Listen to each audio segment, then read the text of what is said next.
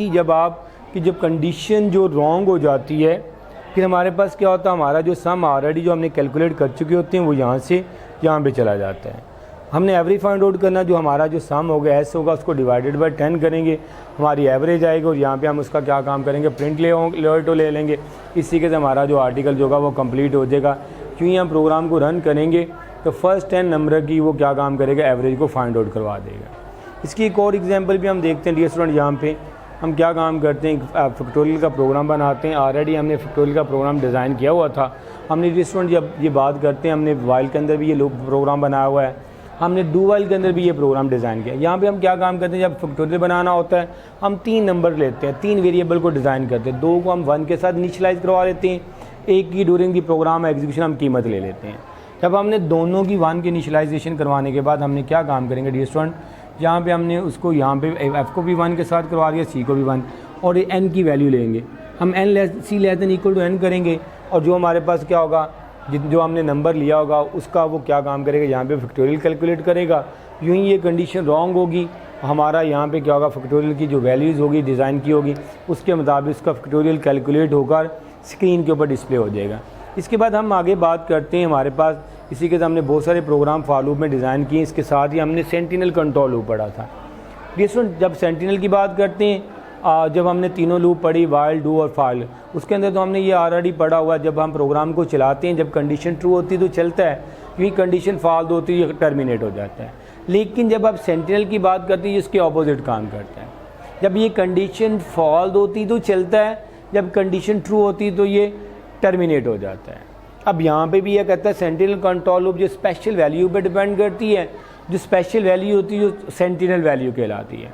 जो ही sentinel value encountered होती है और ये लूप क्या होती है, ये टर्मिनेट हो जाती है।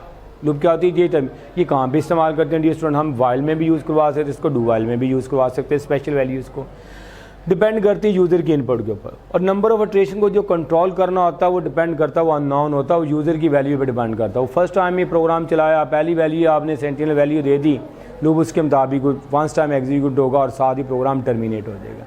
अगर आपने मैनी वैल्यू के बाद दाखिल किया तो उसके साथ ही डिपेंड करेगी। तो यहाँ पे कैसे इसका जनरल फॉर्मेट क्या होगा, फर्स्ट वन क्या काम करते हैं, जब आप लूप को स्टार्ट करते हैं वैल्यूज़ को हासिल करता, कंपेयर करता है सेंटिनल वैल्यू के साथ।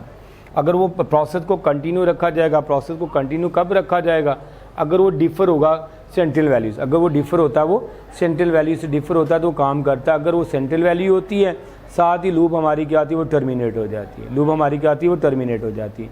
इसके बाद हमने पढ़ा था कंटिन्यू स्टेटमेंट।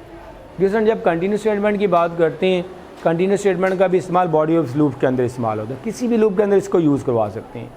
जब आप बॉडी ऑफ लूप्स के अंदर इसको आपने कंटिन्यू स्टेटमेंट को यूज़ करवाना है, इसका काम होता है आपके कंट्रोल को, जो एग्जीक्यूशन कंट्रोल होता है, जो पॉइंटर होता है बिगिनिंग ऑफ लूप, इसको ट्रांसफ़र करवा देना है, या स्टार्ट ऑफ द लूप को ट्रांसफ़र करवा देना है। और रिमेनिंग जितनी भी स्टेशन होती है इसको क्या काम करता है, रिमेनिंग जो स्टेटमेंट उसके एग्जाम्पल के अंदर होती है उसको एग्जीक्यूट नहीं करते। यहाँ पे हम इसकी एग्जाम्पल लेते हैं डियर स्टूडेंट। यहाँ पे हमारे पास जो लूप को हमने डिज़ाइन किया एग्जाम्पल के अंदर, हमने यहाँ पे एक्स की कीमत 1 रखी है, x less than equal to 5 है, और वहाँ पे हमारे उसकी बॉडी के अंदर 2 हमने स्टेटमेंट लिखी है कंटिन्यू के अंदर। बॉडी के अंदर एक कंटिन्यू से पहले है बिफोर, एंड कंटिन्यू के एक आफ्टर है।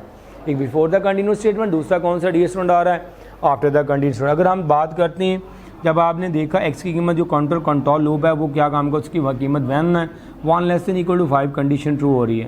डियर स्टूडेंट यहाँ पे आता है तो हेलो वर्ड को प्रिंट करता है। यूँ ही कंटिन्यू स्टेटमेंट आती है, इनकाउंटेड होती है, बिगिनिंग ऑफ लूप ले जाता है। अगेन उसकी कीमत को क्या काम करेगा, इंक्रीमेंट होगा, ये प्रोसेस चलता जाएगा। हेलो वर्ड जो होगा वो 5 टाइम डिस्प्ले होगा, और जो कंटिन्यू के बाद में लिखी स्टेटमेंट है जो प्रिंट है जिसमें लिखा हुआ नॉलेज पावर, वो कभी भी डिस्प्ले नहीं होता, कभी भी डिस्प्ले नहीं होता। इसी के बरक्स अगर हम बात करते हैं ब्रेक स्टेटमेंट की, ब्रेक स्टेटमेंट भी बॉडी लूप से इस्तेमाल होती है।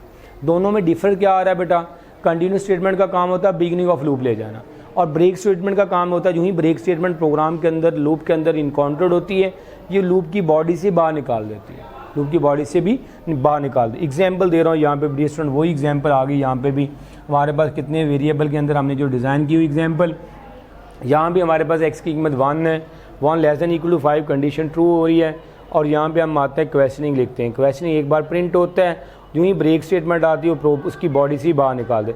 नंबर ऑफ इटरेशन तो 5 टाइम था, लेकिन वंस टाइम होगी बाकी नंबर ऑफ रोटेशन को क्या करेगा, इग्नोर करेगा और आपका पॉइंटर जो होगा वो बॉडी से बाहर निकल कर नेक्स्ट स्टेटमेंट पर आएगा जहाँ पे क्या लिखा हुआ, बाय लिखा हुआ है। अगर हम बॉडी के अंदर बात करते हैं, इसकी बॉडी के अंदर देखें ज़रा, ब्रेक स्टेटमेंट के अंदर आप before and after print statement लगी है। जो बिफोर स्टेटमेंट है वो क्वेश्चनिंग वंस टाइम प्रिंट करेगा और जो हमारे पास गेटवे जो हमारे पास नॉलेज है ये कभी भी प्रिंट नहीं होगा। इसी के साथ जब हम बात करते हैं आगे फर्दर की बात करते हैं, नेस्टेड लूप की बात करते हैं। ये स्टूडेंट नेस्टेड लूप जो होती है, लूप के अंदर एक और लूप लगा दें, लूप के अंदर एक और लूप लगा दें, उसके नेस्टेड लूप कहा जाता है। यानी loop with in A loop is called nested loop. Loop के अंदर एक और लूप लगा दें, नेस्टेड लूप कहते हैं। जिस स्टूडेंट नेस्टेड लूप की बात करते हैं, काफ़ी अहम आर्टिकल है ये भी। जब आप नेस्टेड लूप को चलाते हैं तो डी स्टूडेंट याद रखें, जब आपके पास इनर लूप कम्प्लीटली एग्जीक्यूट होती है, ये डिपेंड करती है आउटर लूप की रोटेशन के ऊपर। जो ही चेंजेस वैल्यूज़ होती है काउंटर वेरिएबल जो आउटर लूप के अंदर होता है, तो इनर लूप जो होती है हमारी कम्प्लीटली एग्जीक्यूट होती है। लिहाजा जब आप इसके लेवल को बात करते हैं, कोई सी भी लेवल पे आप इसको डन कर सकते हैं और लेवल को जितना भी आप इंक्रीज़ करेंगे वाइल लूप के अंदर या नेस्टेड लूप के अंदर, उतना ही ज़्यादा वो कॉम्प्लिकेटेड होती जाएगी।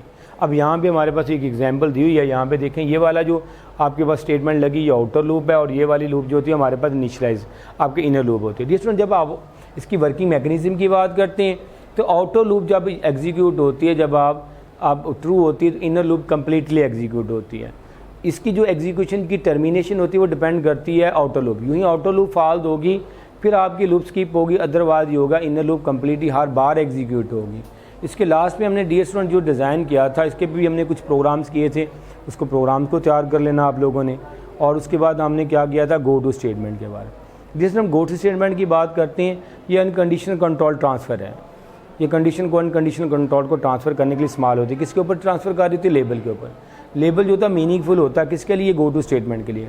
अगर हम इसके सिंटैक्स की बात करते हैं, थोड़ा छोटा सा सिंटैक्स हमने डिज़ाइन किया और इसके अंदर भी हमारे पास जो सिंटैक्स आ रहा है उसके अंदर सिंटैक्स के अंदर जो डी स्टूडेंट आ रहा है, जहाँ पे क्या लिखा हमारे पास गो टू स्टेटमेंट के अंदर जो है go to label semicolon label colon सन और स्टेटमेंट है।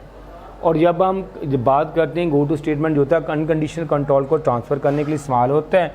किसके ऊपर लेबल को ट्रांसफ़र करता है, हमारे पास लेबल के ऊपर।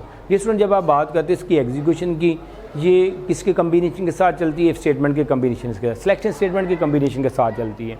जब हम इसकी बात करते हैं, यहाँ पे देखें तो एक प्रोग्राम एग्जांपल है, यहाँ पे हमने 5 नंबर को डिस्प्ले करवाया। उसके लिए हम क्या काम करेंगे, एक वेरिएबल लेंगे एन क्लियर स्क्रीन, यहाँ पे हमने ये जो डिस्प्ले करवाया ये लेबल है। हमें कैसे पता चलेगा, इसके एंड पे हमने क्या लगा दिया, कोलन साइन लगा दिया। इसके एंड पे क्या लगा दिया, कोलन साइन। यूँ ही यहाँ पे आएगा एन की कीमत 1 प्रिंट करेगा, उसमें 1 का इजाफा हो जाएगा।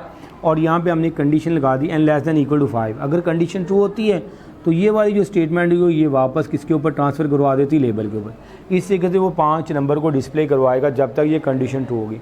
यूँ ही फॉल्स होगी ये टर्मिनेट होगी। इसी के से जितने भी हमने प्रोग्राम्स वाइल में किए, डू वाइल में किए, फॉर में किए, वो सारे ही प्रोग्राम्स हम किस में बना सकते हैं, गो टू स्टेटमेंट और इफ स्टेटमेंट को इस्तेमाल करते हुए। ये हमारा छोटा सा आर्टिकल था जिसको हमने वीकेंड के अंदर हमने पढ़ा था। कोशिश करनी बेटा आप लोगों ने सब ने इसको अच्छे तरीके से दोबारा से रिवाइज़ करना। मैंने भी कुछ रिवाइज़ करवा दी है ताकि आपका टेस्ट अच्छे तरीके से हो जाए। अस्सलाम वालेकुम।